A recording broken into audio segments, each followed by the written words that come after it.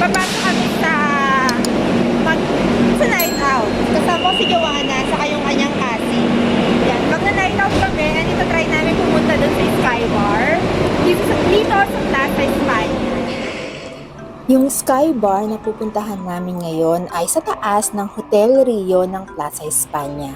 So nasa loob ito ng hotel at buti na lang yung pagpasok namin ay walang mahabang tao sa labas. Kasi normally, every time na sumasakay ako ng bus sa tapat ng hotel na ito, ay laging mahaba yung pila sa labas. As in umaabot siya hanggang sa likod ng Zara store. Medyo mabilis lang naman yung pila ng mga time na yan kasi inabot lang kami ng 15 minutes na nakapila bago kami nakarating dun sa pinaka-cashier niya.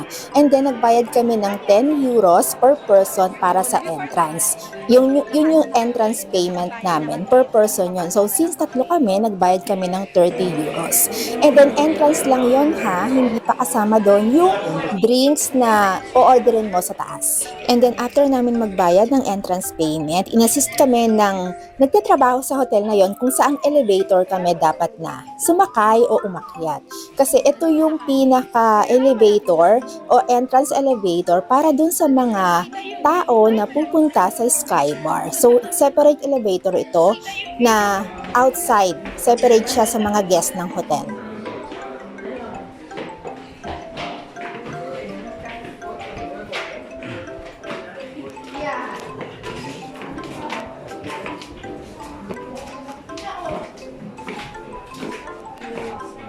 Yan o, picture tayo dyan. Yeah. And then, pagdating namin sa taas, tinanong kami kung saan ba namin gustong pumwesto. Kung sa restaurant ba o dun sa rooftop. Siyempre, pinili namin yung rooftop view kasi para makita namin yung view sa rooftop. Dito na kami sa loob. Pupunta lang kami dun sa table namin.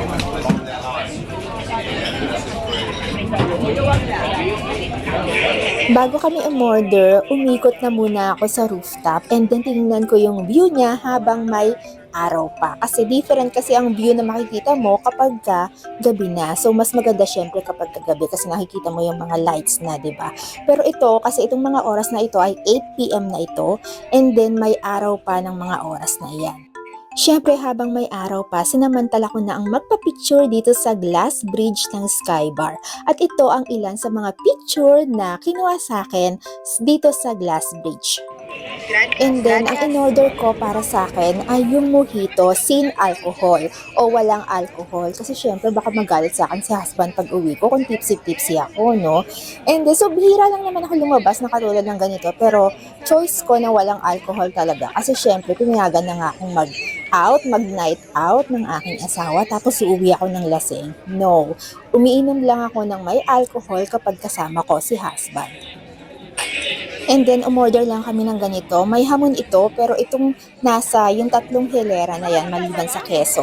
Di ko alam kung alam nyo kung ano yung tawag dyan eh. Basta, ano yan. Ang nagustuhan ko dito sa in-order namin, bukod din sa hamon ay etong keso kasi sobrang lasa niya. Malasa talaga yung keso na kinakain ko dyan. Sobrang malasa. Kasi yung ibang keso kasi maalat eh. Ito kasi hindi siya maalat. And then, syempre, hindi na mawawala yung picture taking after ng picture taking. So, sa mga oras na ito na umorder ulit ako ng mojito, pangalawang glass ko na ito ng mojito kasi sobrang nasarapan ako. Gusto ko yung lasa ng mojito, kaya umorder ulit ako dito sa iniinom ko. And then itong mga oras na ito ay pasado alas 9 na o eksaktong 9:30 PM na. And kung napapansin ninyo, padilim na, yung background ko na clouds, na sky, ay blue na kasi padilim na talaga ng mga oras na yan. Sobrang in-enjoy ko yung moment na yan na habang umiinom ako ng mojito at nasa bar ako kasi nga bihirang-bihira mo ako mapalabas ng ganitong gabi, ng night out, bihirang-bihira kasi nga ako mga may trabaho. Minsan kasi pag may trabaho ka, tinatamad na akong lumabas o mag-enjoy ng katulad ng ganito. Tulad sa akin, natatapos yung pangalawa kong trabaho ng 8 PM, minsan 8:30 at kung minsan uma-adjust pa yon ng 9 PM. So, pag gano'n napagod ako, mas gusto ko siyang umuwi, mas gusto kong umuwi at ipahinga yung katawan ko kaysa lumabas ng ganito. After namin uminom, ngayon naman ini-explore namin yung kapaligiran ng Sky Bar. So ngayon nga ay ini-enjoy namin itong glass bridge. Yes, nandito kami sa glass bridge. Hindi naman siya masyadong, nung umpisa nakakatakot, lakaran yung glass bridge kasi baka mamaya iniisip ko kung mababasag ba siya or ano. Pero hindi naman siya nabasag. Kung mga kasi kanina, ang daming tao kung nakitang tumatawid dyan, nag-i-stay dyan. So, kaya masyado kung medyo kinabahan lang ako kanina. Kasi nga ang daming tao na nakatayo dyan kanina. Bukod sa maraming tao, yung mga iba naman ay nagtatagal na mismo dyan sa glass bridge. So, yung mga oras na ito, kung yung time namin, konti na lang siya. Kaya na-enjoy namin yung glass bridge.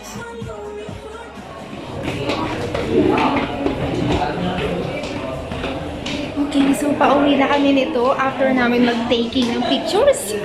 After namin magpa-picture sa taas, pauwi na kami. And maganda sa taas, kaya lang medyo maraming tao lang talaga. Oh my God, naka-video siya. So pauwi na kami. Palabas na kami. Uy, dito wala tayong kalaban. Dito. Nakapila. Ang haba pa ng pila sa taas. Buti maaga-aga tayo kanina. Yeah. Hindi tayo masyado nagantay ng matagal. Tapos hindi pa ganun ka-crowded kanina. Ngayon kasi marami ng tao. So now, pauwi na kami at maghihiwa-hiwalay na kami. Sabi naman maghihiwalay na kami sa metro. So, maghihiwa-hiwalay na kami sa metro. Dito tayo. Ay, hindi. dito. Anong oras na ba? Mga 10:30. 10:30. Ay, ako dito na ako sasakay. Ayan o. 500? Dito 500. Baka 30 lang. 500 to 39. Dito na ako. Okay, girl. Bye-bye. Naging girl na. Hi, nice to meet you. You too. Bye. Maresa and Ingat. Marco. May flight pa kasi siya bukas. Pabalik ng Bye, Italy. Madrid. See you next time. Bye-bye. Ingat kayo ha. Bye-bye. Thank you for the moment. So, pauwi na ako. Nag-iwalay na kami. And solo ko yung bus. And mag-aalas 11 na dito na gabi.